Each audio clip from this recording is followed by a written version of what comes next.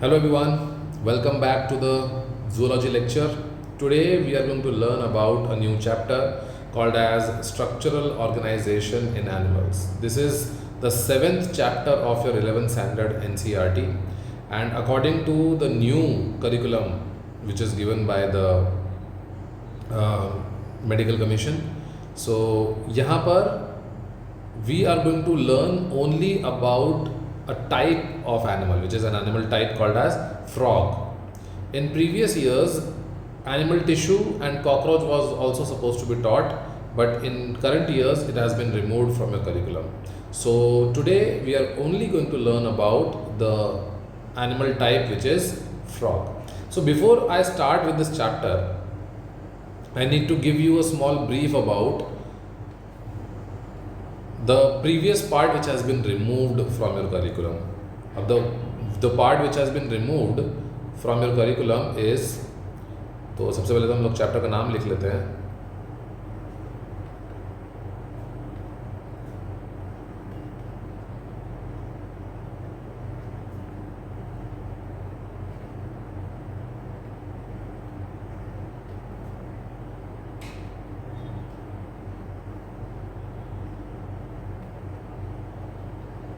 Okay.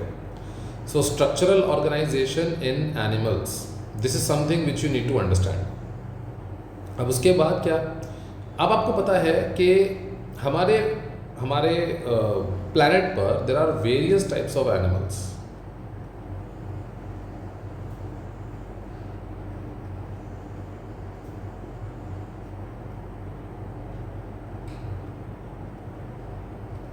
Okay, these various types of animals are basically, somewhere they are unicellular, some are multicellular, and even if they are multicellular, some of them are simple animals and some are very complex. So what you need to understand is that how you are going to tackle with these particular things. मतलब अगर एक simple organism है, तो ये simple organism अपनी body में जो life processes होते हैं उनको कैसे रन करेगा. All the life processes,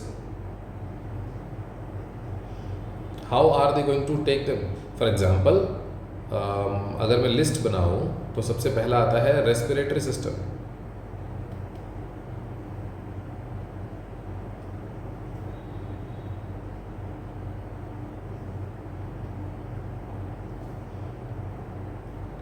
and circulatory system.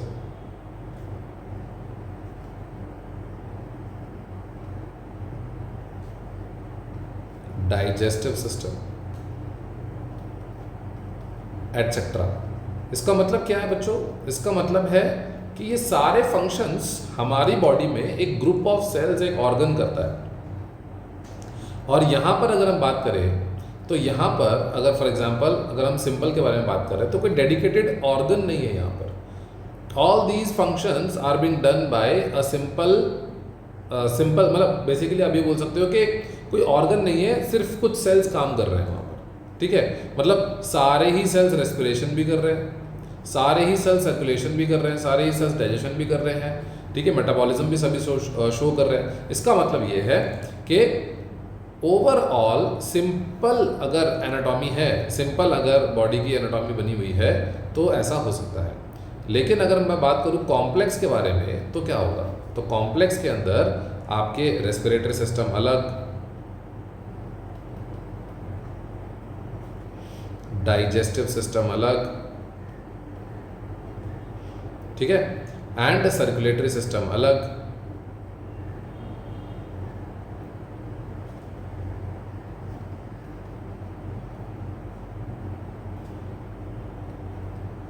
आप समझ पा रहे हैं बात को?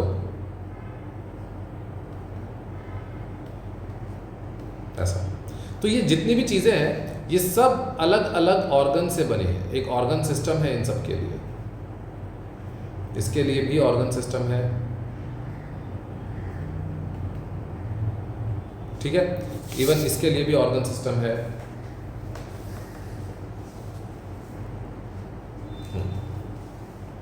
इसके लिए और इसके लिए, सबके लिए ऑर्गन सिस्टम है। रेस्पिरेटरी सिस्टम में लंग्स होते हैं, ट्रैकिया होता है, ब्रोंकस होता है, ब्रोंकाई होते हैं, ठीक है, नोज, देन डाइजेस्टिव सिस्टम तो आपको पता ही है, इन सब में क्या क्या होता है, सर्कुलेटरी सिस्टम भी आपको पता ही है। तो मतलब हर जगह कुछ ना कुछ प्रेजेंट है ही।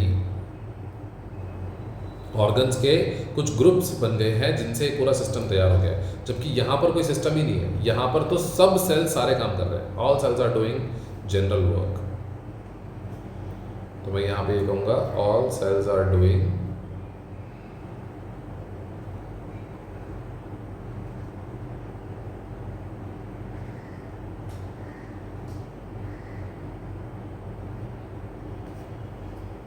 समझे। तो कहने का मतलब ये है कि हमें स्पेशलाइजेशन में आगे बढ़ना है और उनको और ज़्यादा कॉम्प्लेक्सिटीज़ में लेके जाना है। अब प्रॉब्लम पता है कहाँ आएगा? प्रॉब्लम आएगा कि कैसे हम करें इस चीज़ को, मतलब प्रोसीड कैसे करें। तो हमने एक एनिमल को स्टडी किया, यहाँ पर हम वो एनिमल को कंसिडर कर रहे हैं फ्रॉग बच्चों, ठीक है। हमने एक एनिमल कंसिडर किया है यहाँ पर, और ये एनिमल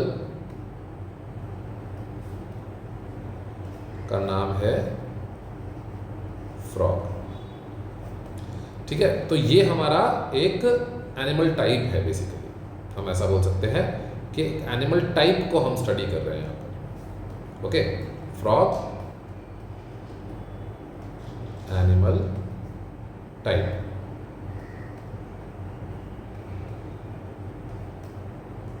ठीक है। इतना पार्ट क्लियर हो गया? चलिए, so this is what you need to understand.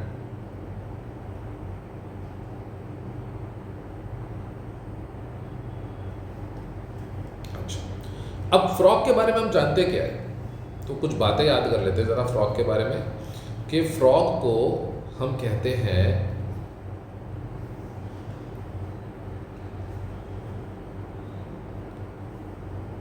Rana tigrina,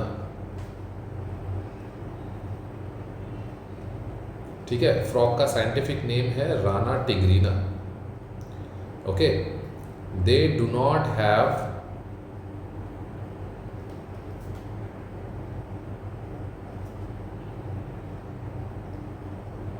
constant body temperature,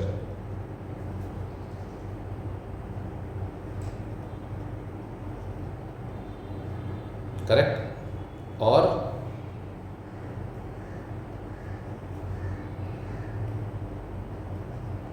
cold blooded या फिर पोइकिलोथर्म्स इनको हम कहते हैं।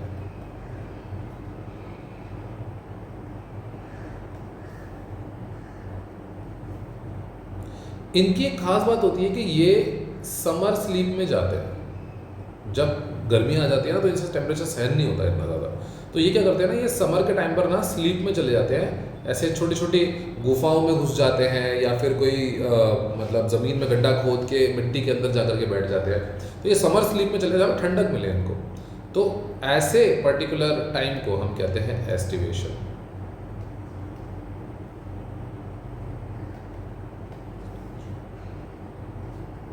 एंड विंटर स्लीप भी करते हैं ये, ज़्यादा सर्दी भी इनसे बर्दाश्त नहीं होती है, तो विंटर स्लीप को हम कहते हैं हाइबरनेशन। आप समझ रहे बात को, ठीक है। तो राना टिग्रीना कौन है बच्चों? राना टिग्रीना हमारे फ्रॉग का साइंटिफिक नेम है, okay. Summer sleep, aestivation, winter sleep, hibernation, ये हमने देखा, ठीक है। इसके अलावा इनके पास एक और बहुत ही सुंदर सी एबिलिटी है जिसको हम लोग बोलते हैं कैमोफ्लाज।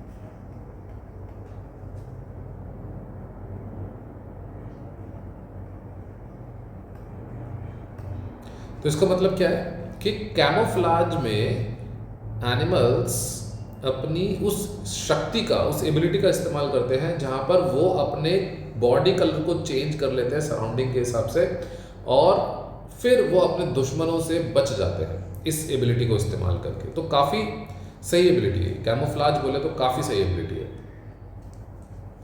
एंड इसके अलावा हमारे पास एक और, हमारे फ्रॉग्स के पास एक और एबिलिटी है, इस this protective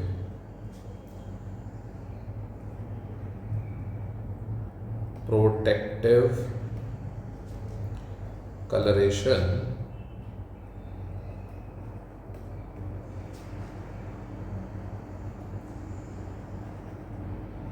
is called mimicry. This protective coloration is called mimicry. तो इसको हम मिमिक्री कहते हैं। आई होप इतना पार्ट आपको समझ में आया है। क्लियर? अब एक और चीज़ समझ लेते हैं कि भाई मिमिक्री के अलावा और क्या चीज़ है। तो जो फ्रॉग्स होते हैं बच्चों, वो एम्फीबियंस होते हैं, हमें पता है ना वो एम्फीबियंस हैं, बराबर। तो यहाँ पे हमने उनके हैबिट्स के बारे में लिखा, अब हम हैबिटेट के बारे में देखते हैं। तो हैबिटेट के बारे में अगर बात की जाए,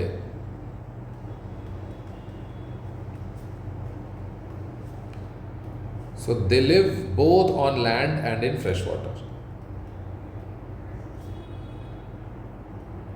They live both on land and in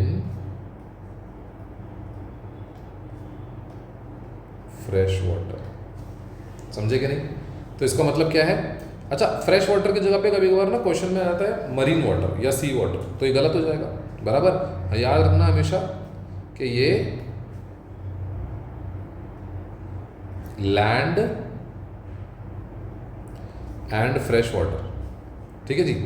तो इतना पार्ट क्लियर हो गया। उसके बाद they belong to class amphibia,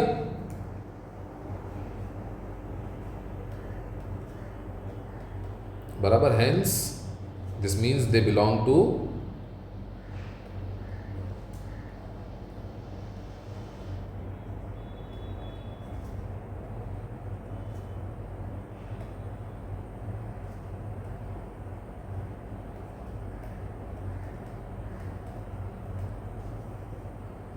बराबर, they belong to class amphibia. और एम्फीबिया में भी अब आपको पता होना चाहिए कि भाई ये कौन सा फाइलम है। तो फाइलम आ जाता है कॉर्डेटा। तो किंगडम कौन सा बन गया बच्चों? किंगडम बन गया हमारा एनिमेलिया, बराबर। फाइलम बन गया हमारा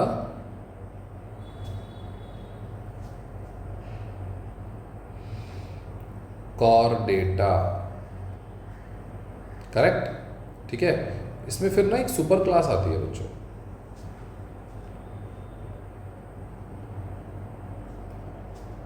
सुपर क्लास आती है टेट्रापोडा। 4 पैर होते हैं ना इनके, इसलिए इनको बोलते हैं हम लोग टेट्रापोडा। एंड उसके अलावा क्लास आ जाती है इनकी यहाँ पर एम्फीबिया, ठीक है जी। और फिर उसके बाद ऑर्डर फैमिली को लगा लो एंड इवेंचुअली हमारे पास आ जाता है जीनस एंड स्पीशीज। तो हमारे पास जो फ्रॉग है उसका जीनस और स्पीशीज क्या है? Rana and tigrina. तो भाई ये हो गया इनका साइंटिफिक नेम। ये आपने पढ़ा ही होगा बायोलॉजिकल क्लासिफिकेशन में कि साइंटिफिक नेम्स कैसे दिए जाते हैं इनको, ठीक है। This is what we need to understand. अच्छा, इतना तो हमने समझ लिया कि भाई ये कैसे बनता है। अब आगे क्या देखेंगे हम? आगे हम देख रहे हैं कि भाई ये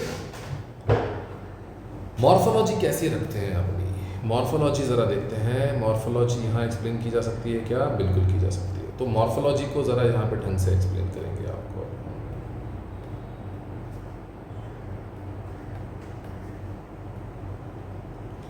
ठीक है, तो मॉर्फोलॉजी का मतलब होता है एक्सटर्नल अपीयरेंस।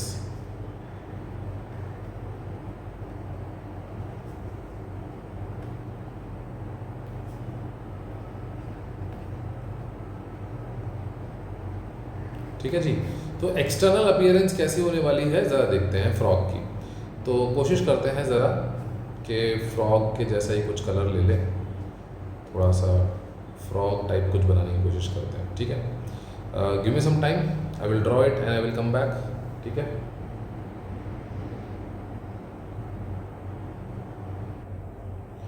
हाँ जी, तो ये हो गया भाई तैयार हमारा फ्रॉग। अब इस फ्रॉग को हम थोड़ा सा लेबल करने की कोशिश करते हैं, इसके एक्सटर्नल फीचर समझने की कोशिश करते हैं कि एग्जैक्टली इसकी बॉडी को कौन कौन से ऑर्गन दिए गए हैं एंड उनका क्या फंक्शन है। सबसे पहली चीज़ है भाई कि इसकी जो बॉडी है वो दो पार्ट्स में डिवाइडेड होती है। एक होता है इनका हेड और दूसरा होता है इनका ट्रंक। ओके, तो इनके पास नेक नहीं होती है, इनके पास होता है हेड एंड इनके पास होता है ट्रंक। अब हेड में जो पार्ट्स होते हैं मैं उनको लेबल कर देता हूँ। तो सबसे पहले तो आपको याद रखना है कि इनके पास होता है माउथ। माउथ के ही ऊपर आपको दिख जाएगा एक नॉस्ट्रल, एक मतलब अ पेयर ऑफ नॉस्ट्रल। सो यहाँ पर आपको नॉस्ट्रल्स दिख जाएंगे, okay, and you will see eyes. तो यहाँ पर हम लोग आई लिख देते हैं और उसी के बगल में आपको इधर एक टिम्पैनम दिखेगा। Tympanum is basically the membrane which represents the ear basically. Are you understanding? So they have got tympanum, ठीक है, which represents their ear.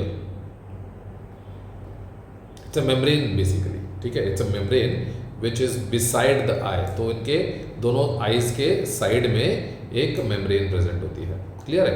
इनके पास जो आँख है, उन आँखों के ऊपर और नीचे की तरफ अगर आप देखें तो यहाँ पर एक आईलिड होती है और नीचे की तरफ एक आईलिड होती है। इनकी ऊपर की आईलिड मूवेबल नहीं होती, नीचे की आईलिड मूवेबल होती है, जबकि हमारी ऊपर की आईलिड मूवेबल होती है। क्लियर है? तो this is called as eyelid, ठीक है। They have got eyelids, okay. इनके पास आईलिड्स होती है। आईलिड्स के अलावा एक और चीज जो बहुत इंपॉर्टेंट होती है इनके पास, which is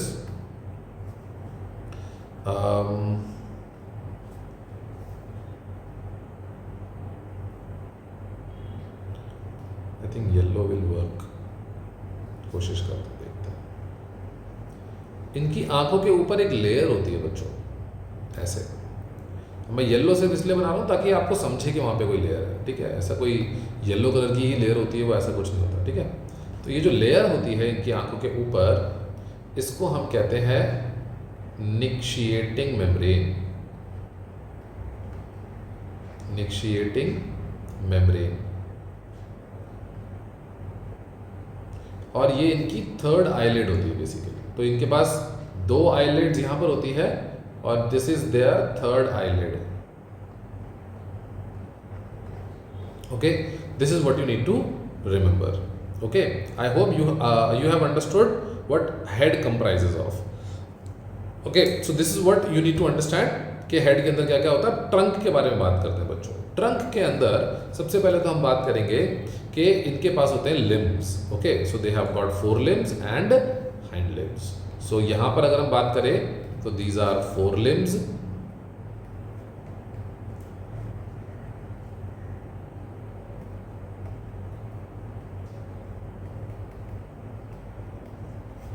okay, and this is hind limb,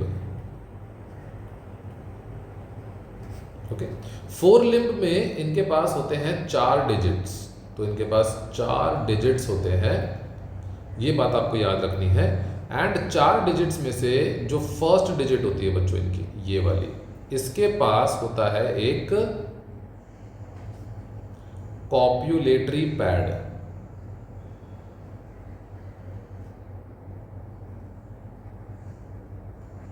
okay. So the first digit is actually comprises of copulatory pad. तो इनके पास कितने होते हैं ऐसे 4 डिजिट्स। बच्चों डिजिट्स बोले तो फिंगर्स, ओके। यहां पर इनके पास होती है 5 डिजिट्स। 5 डिजिट्स होती है and all of them are webbed. Webbed का मतलब उनके बीच में इस तरीके से स्किन की मेम्ब्रेन आ गई है। तो they are webbed, okay. And यहां पर 4 digits are non webbed, okay. So ये बात हमें समझ में आ गई इनके लिम्स के बारे में, क्लियर। तो जो हैंड लिम्स होते हैं वो मस्कुलर होते हैं, ये भी याद रखना है आपको, ठीक है। They are muscular, okay, jumping, leaping and swimming. तो यहाँ पर जंपिंग, स्विमिंग, ठीक है, एंड बरोइंग। तो ये 3 मेजर काम होते हैं जो ये लोग अपने पैरों से कर पाते हैं, अपने लिम्स से कर पाते हैं। So they have got a pair of limbs, यहाँ पर 3 ही दिख रहे हैं, ठीक है। बेसिकली अगर हम इसको लेफ्ट मान ले, this is left and this is left limb and this is right limb, okay. This is right four limb and left four limb नहीं दिख रहा है, ठीक है। अब एक और चीज़ जो आपको याद रखनी है कि इनकी जो बॉडी होती है वो मॉइस्ट होती है, इनकी जो स्किन होती है वो मॉइस्ट होती है। तो इनको हम लोग यहाँ पे लिखेंगे the skin is moist, okay. Due to what? Due to mucus, okay. तो म्यूकस की वजह से इनकी जो स्किन होती है वो मॉइस्ट होती है, ये बात आपको याद रखनी है, ठीक है। म्यूकस की वजह से इनके पास एक मॉइस्ट स्किन प्रेजेंट होती है, इस बात का आप ध्यान रखिए। और मॉइस्ट स्किन क्यों प्रेजेंट होती है इनके पास? Because they use this skin for respiration, ठीक है। तो ये बात आप याद रखिएगा, ये लोग रेस्पिरेशन में इसका इस्तेमाल करते हैं। किस टाइप के रेस्पिरेशन? क्यूटेनियस रेस्पिरेशन, ठीक है। तो ये क्यूटेनियस रेस्पिरेशन में इसका इस्तेमाल करते हैं, ये बात का आपको ध्यान रखना है। इनका जो कलर है बच्चों, कलर के बारे में बहुत इंपॉर्टेंट बात आपको समझनी है कि इनका जो कलर है वो आगे की तरफ से थोड़ा सा,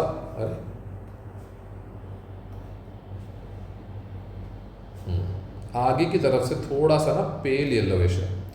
तो ये कलर ना ऐसे तो आएगा नहीं, मेरे को लग रहा है शायद ये ऐसे ही आएगा। Let me just check if I can do something here. हाँ जी, तो ये हल्का सा पेल येलोविश कलर होता है जो फ्रॉग के लोअर मतलब वेंट्रल साइड पर होता है, ऐसे। तो ये वेंट्रल साइड पर फ्रॉग के कलर है, this is pail yellowish, and पीछे की तरफ से वो ऑलिव ग्रीन होता है, ओके। ये बात आप याद रखेंगे कि पीछे की तरफ से क्या होता है, वो ऑलिव ग्रीन। तो हम बात करते हैं यहाँ पर इस तरीके से, पीछे से ऑलिव ग्रीन और आगे से पेल येलो, ठीक है। तो ये हो गया इसका डॉर्सल एंड वेंट्रल साइड। तो यहाँ पर हम लिखेंगे डॉर्सल साइड और पेल येलो के लिए लिखेंगे यहाँ पर वेंट्रल साइड, ठीक है बच्चों। इतना पार्ट क्लियर हो चुका है कि कौन सी चीज़ कैसे है। एक और चीज़ जो मैं यहाँ पे आपको डिस्कस कराना चाहता हूँ वो है इनका क्लोकल अपर्चर। तो ये जो आप पीछे की तरफ ओपनिंग देख रहे हैं इसको हम लोग क्लोकल अपर्चर कहते हैं। ये है क्लोकल अपर्चर।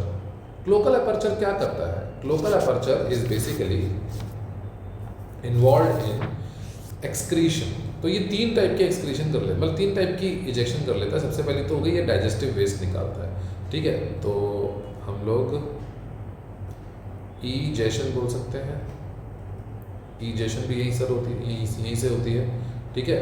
एंड एक्सक्रीशन भी यहीं से होती है, इवन गैमीट ट्रांसफर भी यहीं से होता है, ठीक है। तो गैमीट ट्रांसफर, तो egestion, excretion and gamete transfer भी यहीं से ही होता है। This is what we need to understand. Clear है? इतना पार्ट हमें समझ में आया? ओके, तो what we have understood so far is कि बाहर से ये फ्रॉग्स कैसे नजर आते हैं, ठीक है। बाहर से इनका जो स्ट्रक्चर है वो तो हमें पता ही है एग्जैक्टली कि इनकी बॉडी जो है वो हेड और ट्रंक में डिवाइडेड है, और इनका जो माउथ है वो वेंट्रल साइड पर प्रेजेंट है और नॉस्ट्रिल्स उसके ऊपर प्रेजेंट होते हैं, and they have got eyes, simple eyes present होती है यहाँ पर, कॉकरोच में कंपाउंड आइज होती हैं, छोटे छोटे ओमाटीडिया से मिलकर उनके आइज बन जाते हैं। इनकी आंखों के आसपास दो लेयर्स, मतलब ऊपर की तरफ नीचे की तरफ ऐसे आईलिड होती है, और एक आईलिड सामने से होती है विच इज़ थर्ड आईलिड, इसको निक्शिएटिंग मेम्ब्रेन कहते हैं। एक और चीज़ जो बहुत इंपॉर्टेंट है, जो रहेगी यहाँ पे बतानी, जगह तो है नहीं बट स्टिल मैं आपको बताऊँ कि इधर जो मैं एरिया शेड कर रहा हूँ अभी, लेट मी चेक, जो एरिया मैं यहाँ पर पर्पल कलर से शेड कर रहा हूँ उसको देखिएगा आप लोग, ठीक है, ध्यान से देखिए। ये जो एरिया है ना, जो पर्पल कलर से मैंने शेड किया है, इस एरिया को हम कहते हैं वोकल सैक। ओके, तो वोकल सैक में ना कुछ बातें होती हैं जो मैं आपको बता दूँ यहाँ पर कि वोकल सैक से एक साउंड निकलती है, ठीक है। ये जो वोकल सैक होता है ना, ये मेल में ही होता है सिर्फ, ओके, ये सिर्फ मेल्स में होता है एक्सक्लूसिवली। और ये जो वोकल सैक है, ये जो साउंड निकलता है, ये मेटिंग साउंड होती है। आर यू अंडरस्टैंडिंग और नॉट? तो ये मेटिंग साउंड निकालता है, एक तरीके की अलग फ्रिक्वेंसी पे, एक अलग इंटेंसिटी पे साउंड आती है वो, और वो साउंड की वजह से मेल फीमेल को during the season, mating season, वो अट्रैक्ट कर पाता है, and because of which they can give birth to the new progeny. So इनके अंदर एक्सटर्नल फर्टिलाइजेशन होती है। तो यहाँ पर जो गैमीट ट्रांसफर हो रहा है वो किस चीज़ के लिए हो रहा है? For external fertilization basically. तो ये बात को आप लोग ध्यान रखिएगा कि ये एक्सटर्नल फर्टिलाइजेशन के लिए होता है। ठीक है बच्चों, आई होप इतना पार्ट आपको समझ में आया है कि गैमीट ट्रांसफर कैसे होता है, excretion, egestion and all those things कैसे होती हैं, and this is what we know about the morphology of frog. ठीक है जी, हेड, ट्रंक, इन दोनों में डिवीजन देख लिया हमने, आगे की तरफ mouth and all those things we have seen, and everything is clear. I hope you have understood.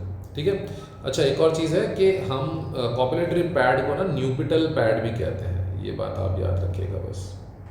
इसको हम लोग कॉपुलेटरी पैड को न्यूपिटल पैड भी कहते हैं। ठीक है, so this is all about the external morphology. ठीक है, इसके बाद we are going to start with another particular topic which is going to talk about their anatomy. And anatomy में हम बहुत सारे पर्टिकुलर टॉपिक्स पढ़ेंगे।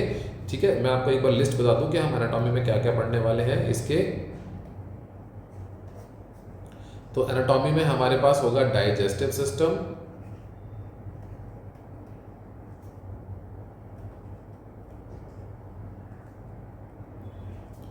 रेस्पिरेटरी सिस्टम,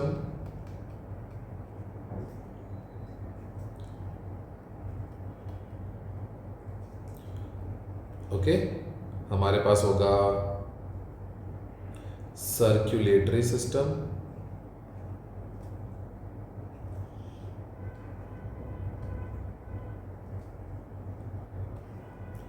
ओके, हमारे पास होगा एक्सक्रीटरी सिस्टम,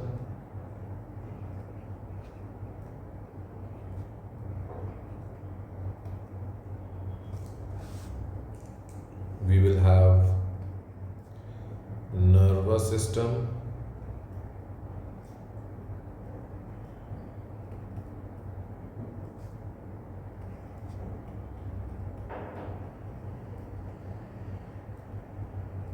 endocrine system,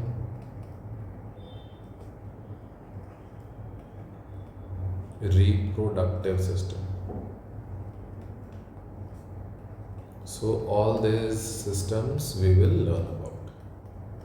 ठीक है जी, तो this is what we have understood about the anatomy. ठीक है जी, तो इतना तो हमने समझ लिया कि इसके बारे में हम लोग बात करने वाले हैं। सबसे पहले जिस चीज़ के बारे में हम लोग बात करेंगे वो होगा हमारा डाइजेस्टिव सिस्टम। ठीक है, so in this particular video I have talked about the overall basic things about the frog and the chapter introduction of the chapter structural organization in animals.